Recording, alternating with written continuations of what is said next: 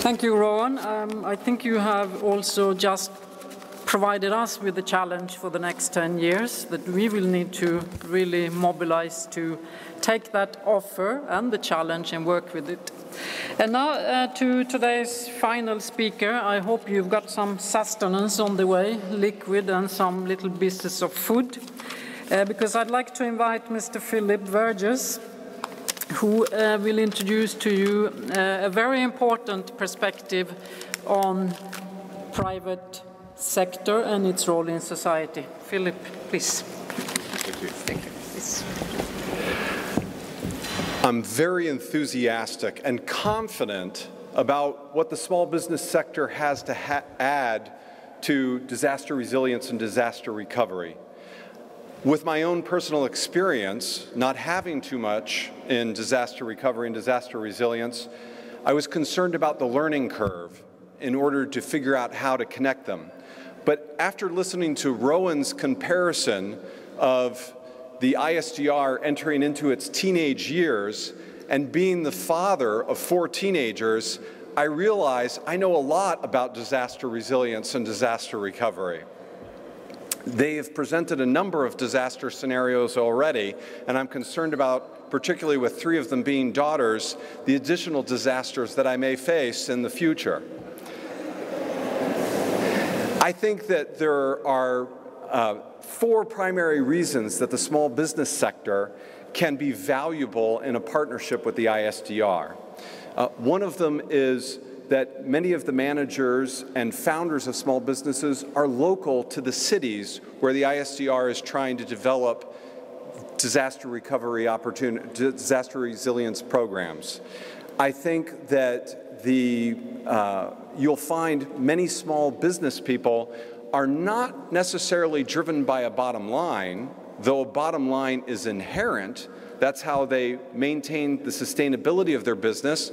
But you'll find that most small business people are mountain climbers. They're out to achieve a mission. They're out to achieve a task. And that can be very valuable, planting the idea of enterprise opportunities to improve disaster resilience or disaster recovery. I believe that not least of all is the fact that the small business sector is the largest business sector in the world. 80% of the economy comes from the private sector, and 70% of the private sector economy comes from small businesses. That's often overlooked. Even in the United States, with as mature economy as we believe we have in the United States, over 50% of the gross domestic product comes from small businesses, and out of 120 million jobs, if we had full employment at the moment, 70 million of those jobs come from companies with 500 employees or less. I am grateful that Margarita and the ISDR have recognized the potential of small business sector to impact the disaster resilience and the disaster recovery opportunities. I have probably the most fun job in the world, and I'll show you why. How many people in here have ever considered starting their own business or had an idea, gosh, this would be a great business to get into? Show of hands, how many people have thought about a business before? I bet some of you are being shy. Everybody always thinks about starting a business. The creativity of small business entrepreneurs is so exciting to be able to take part in. Just 2 weeks ago, I had 2 small businesses come together simultaneously. Their opportunity was mutual. We were approached by a business entrepreneur, a flight attendant, who had an idea for starting a business. And her idea for starting a business was to create spanky pants, athletic pants for women that they wear under their tennis skirts, that they wear in volleyball uniforms, that cheerleaders wear. They noticed that there was a lack of availability of spanky pants. I have 4 daughters, and I could validate it personally. They wear them under their school uniforms. They wear it for athletics. And she wanted to create pants that were more affordable than the $25 a pop that they typically are. And she wanted to create them so that they were other than a solid black color, something fun. So she had an idea for a company, Crazy Pants, but didn't know how to get it financed and couldn't find a manufacturer to create a short order run, to do thousands of pants as opposed to doing millions of pants if she went to some of the manufacturers in China and India. We were able to introduce her into a company that we helped pull together in Honduras. Honduras has a clothing manufacturing industry, but they don't have civil rights protection. And women who are working in this industry that contract HIV are no longer allowed to work in this industry. So we started a company, and all of the employees have HIV. And we provide all of the medication for all of them, and we're able to do short runs. So we delivered the first order of 3,000 pants, and she sold out of them, by the way, in 3 days. Now, to illustrate further what the opportunity is and why I'm so excited and what my dedication is to the small business sector, it's capital formation.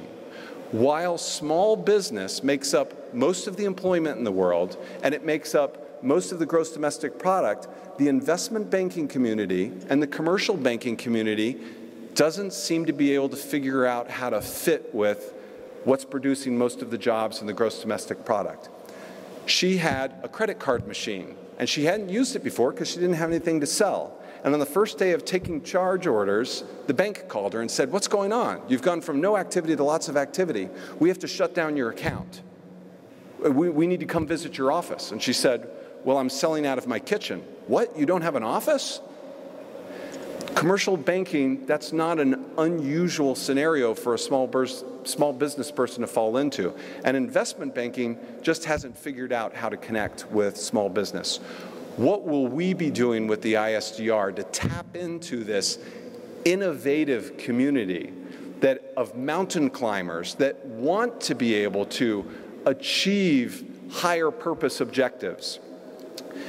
In 2 weeks, starting on the 25th of October, we will be hosting in Nairobi our first pilot conference with the ISDR. We have over 200 entrepreneurs that are participating in the conference out of Nairobi. We will be presenting to them on capital formation strategies, how to get access to commercial banking, how to get access to investment banking. At the same time, we'll be introducing them to venture capitalists and investment banks that are interested in pioneer and emerging markets and startup investments, and facilitating the capital formation program. This is what I do for a living. This is why it's so much fun. But in this particular conference, we will have Kiki with us and helping to present the ISDR's agenda and how can business entrepreneurs create enterprises that will benefit disaster resilience and disaster recovery. Not only are there enterprise opportunities to develop disaster resilience and disaster recovery, when you look at an area like Haiti, do you think it will be big business that comes in and rebuilds Haiti, or will it be local entrepreneurs that rebuild Haiti? The small business sector is an unrecognized and underappreciated private sector that is looking for attention, and they're grateful to have it from the UNISDR, and I think the UNISDR will be grateful to have the small business sector. Thank you.